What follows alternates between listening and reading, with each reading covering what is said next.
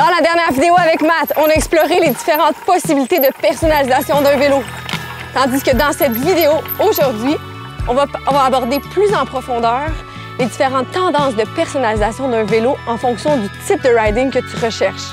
Par exemple, un vélo de trail qui tend davantage vers le cross-country, un vélo de trail qui tend davantage vers l'enduro, puis tout ce qui se trouve entre les deux.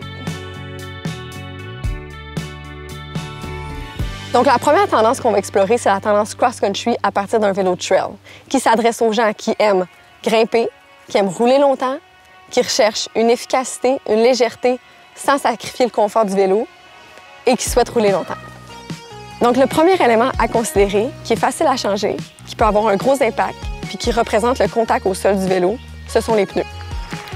Dans une tendance cross-country, ça peut être intéressant d'y aller pour un pneu qui est plus léger, un peu moins de crampons, donc plus roulant, ce qui permet d'atteindre l'efficacité recherchée lors d'une longue sortie à vélo. Un autre élément, c'est la transmission, c'est-à-dire cassette, chaîne, dérailleur, plateau.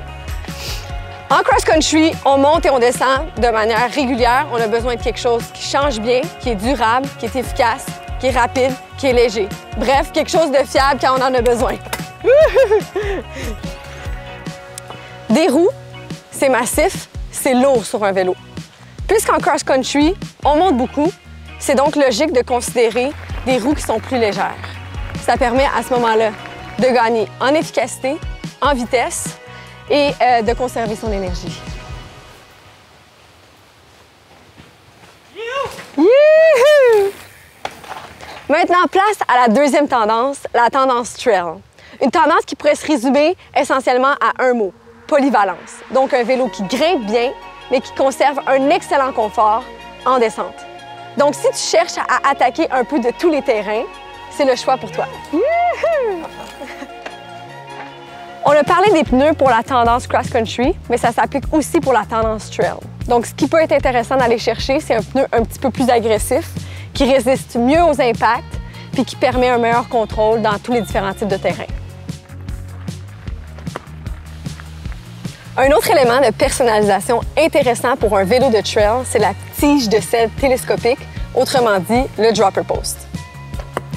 En trail, on monte, on descend, on l'utilise constamment, donc on a besoin de quelque chose qui est efficace, durable et qui répond bien aux besoins de la piste.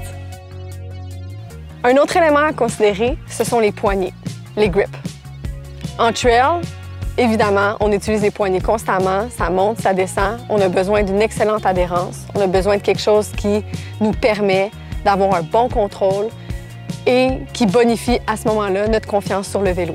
Donc, à considérer de meilleurs grips, des grips d'une bonne qualité et d'une bonne durabilité. Une personnalisation importante à considérer pour un vélo qui tend vers l'enduro, ce sont les suspensions. Les suspensions qui permettent confiance, contrôle et confort lors d'une descente. Donc, 2 points à prendre en considération, c'est le travel, c'est-à-dire la quantité de débattement, et la possibilité de pouvoir ajuster les suspensions selon vos préférences, vos besoins et le type de terrain.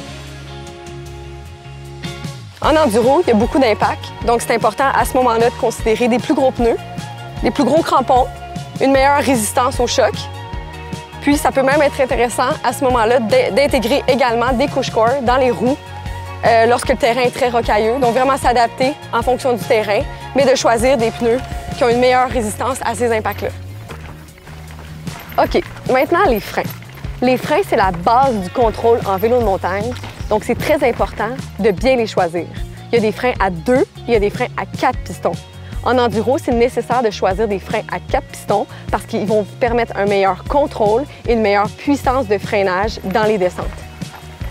Aussi, c'est important de considérer la durabilité et la robustesse du frein lorsque vous allez faire votre choix. Donc, ensemble, on a exploré les différentes tendances de personnalisation d'un vélo, soit un vélo trail orienté vers le cross-country, un vélo trail orienté vers l'enduro et ce qui se trouve entre les deux.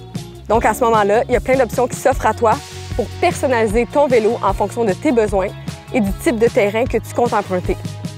Si jamais tu as des questions, n'hésite pas à faire signe à ta boutique locale. Ils vont pouvoir t'outiller, te guider et répondre à toutes tes questions pour pouvoir prendre la meilleure décision possible. Merci beaucoup!